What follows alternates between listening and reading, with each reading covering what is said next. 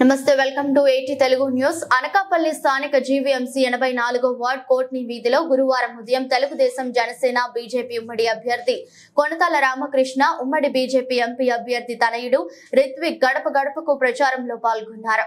ఈ కార్యక్రమంలో కొనతాల రామకృష్ణకు ప్రజలు పూల వర్షం కురిపిస్తూ అడుగడుగున హారతులు ఇస్తూ ఘన స్వాగతం పలికారు.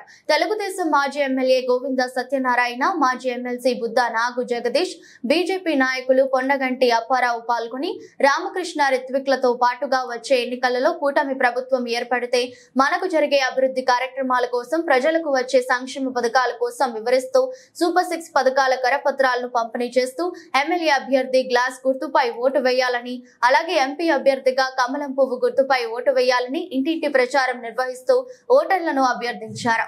ఈ కార్యక్రమంలో ముందుగా గాంధీ బొమ్మ సెంటర్ వద్ద గల గాంధీ విగ్రహానికి పూలమాల వేసి నివాళులర్పించి సెంటర్ లో ఉన్నటువంటి మోదకొండ అమ్మవారిని దర్శించుకొని పూజలు చేశారు. అనంతరం కోట్ని వీధి కార్యకర్తలు గజమాలతో సత్కరించి ఈ గడప గడపకు కార్యక్రమంలో కోట్ని రామకృష్ణ, కోట్ని కొండలరావు, తలారి లక్ష్మీ ప్రసాద్, కోట్ని సూరిబాబు, దొడ్డి నాగు, కోట్ని అయ్యన్న, దొర, గేదెల స్వరూప్ పెద్ద ఎత్తున కార్యకర్తలు ప్రజలు పాల్గొన్నారు.